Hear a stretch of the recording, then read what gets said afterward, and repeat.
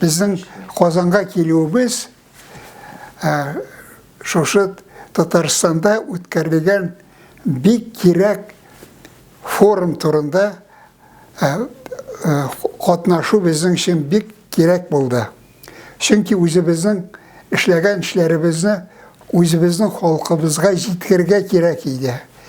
Менә шул теләк белән без килдек шушы форумга һәм үзебезнең эшләгән, үзебезнең төзегән әйберләребезне күрсәтергә кирәк булды.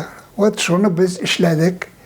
Чөнки хәзер безнең Татарстанда да, Башкортстанда да, бүтән якларда да шушы технологияны кертү бик кирәк әйбергә әйләнде.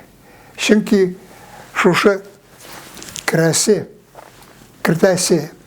технология хәзер ул безнең илебезнең социал-экономический эшләрне җиткерергә ярдәм итә башлады. Чөнки хәзер бөтен нәрсә керә башлады шушы технология белән тормышка. Вот шуның өчен безнең шушы конференцияда или катнашу безнең өчен дә бик кирәк нәрсә булып чыкты. Менә иң шул цифровой технологияны кертү нинди генә безнең тормышка зур ярдәм күрсәтергә кирәк булды. Әйтәсем килә, хәзер менә иң шушы зур технологияларны, информацияларны кертү бер яктан моңа кадәр кертелгән стандартизированный форматлар булды. А хәзер безгә кирәк бөтенләй неструктурированный текстларны кертергә. Чөнки ул шушы текстларда иң кирәк информация хәзер була. То есть телдә чыккан информацияларны кертү хәзер иң кирәк вакытка нәрсәгә әйләнде. Чөнки анда иң кирәк информациялар җыела икән. Менә моңа кадәр эшләнгән системалар алар шунсыз эшлиләр, шунсыз кертәләр. Чөнки аны эшләтә торган технологиялар юк. Менә хәзер мин Мәскәүдә 4 академический институтлар белән катнашып, шундый иң шушы технологияларны эшләүче институт системного анализа эшли башладым. Алар белән сотрудничать итә башладым. Хәзер иң күп информациялар шушы институтта эшләнгән текст appliance дигән технологияны хәзер керттеләр. Менә шул технологияларны уйлап, аларны шундый базаларга кертә башладык. Шушы технология белән хәзер бөтен Россиядә булган өлкәләргә хәзер кертергә кирәк.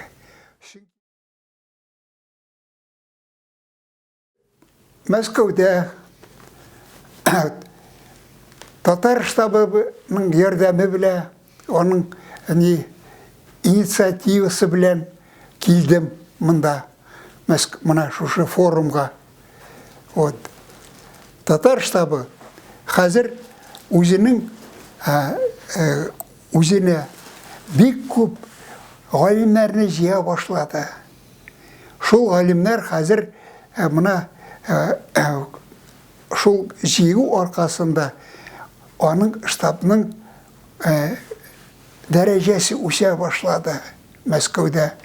Чөнки моңа кадәр бер генә оешма да шундый харакатны алып бармайды. Мына әйтәсем килә, Рөстәм Җамалиев, Илдар Үтәмишев, мына минем ул академияның члены, президиумның члены, хәзер шундый бик кирәк эшне башладылар. Вот шулар шундый эшләре аркасында без мына үзебезнең халкыбызга гыйльми информацияларны күрсәтә башладык. Аларның шушы хезмәте мына безнең халык өчен бик кирәк хезмәт дип әйтәсем килә. Мына хәзер шушы форумда безнең 3 кешебез килде. Чыгышлар ясадык, үзебезнең эшләгән эшләребезне халыкка күрсәттек. Шуны әйтәсем килә. Гыйльми кешеләр, Татарстанның гыйльми кешеләре безнең чыгышларыбызны тәбрикләп каршы алдылар. Кичә шундай җыелыш булды. Шунда ректор Казанского университета безгә рәхмәт әйтте. Мына без аңа действительно әйтте рәхмәт, чөнки алар безнең эшләребезне карадылар. Алар безгә ярдәм иттеләр. Мына шушы чыгышларыбызны халыкка без күрсәтергә мөмкинлек булды. Мына бөтен гыйльми Татарстан кешеләренә түгел, бөтен килгән халыклар арасында без үзебезнең эшләребезне күрсәттек. Мына шуның өчен әйтәсем килә, мына шушы штабның бик зур ярдәме булды дияргә кирәк. Халык санын алуга ничек әзерләнә? Бик әйбәт. Ул мына җыелышлар күп, бала яшьләр киләләр. Безнең әйтик инде күп кенә халыклар, анда бит кемнәр генә юк, укытучылар бар, галимнәр бар, пенсионерлар бар, әйме. Эштә күп эшләгән безнең халыкларыбыз киләләр. И мына шуны әйтәм, бу чынлап та безнең штаб әйләнде бик мына информационный центр әйләнде татарлар арасында. Татарлар арасында гына түгел. Монда бик күп халыклар килә, чуашлар арасыннан, башкортлар арасыннан. Мына аның ишеге ачык бөтен кешегә. Руслар арасыннан киләләр. Мына араплар да. Араплар да киләләр. Мына шуны әйтәсем килә, мына шул яктан мына бу штабның бик аның яхшы эшләре хәзер күренә башлады халыкка. Штаб концертларга бик катнаша, Татарстаннан килгән концертларга ул күп кенә кешеләргә билетлар алып бирә. Мына күптән түгел генә Идел концертына бардык. Ул безгә билетлар алды, безнең халыкларга штаб. Мына анда бит бөтен концертларда шул Татарстанның 100 еллыгын турында кешеләр әйтәләр сүзләр. Штаб яшьләргә сөйли, мына шушы перепис турында. Хәзер мына бөтен шул яктан бара мына информировать шул халыкларны. Кыска җөмләләр белән әйтегез әле, нәрсә турында синең чыгышыгыз? Чыгышым шул. Шуның турында булды. Мына хәзер шушы информационный технологияны кертү өчен бик күп эш эшләргә кирәк. Чөнки Кая кертер өчен? Мына безнең тормышка кертү өчен бик күп эш эшләргә кирәк. Чөнки бер яктан халыкны әзерләргә кирәк. Аның грамотасын, информационный грамотасын күтәрергә кирәк.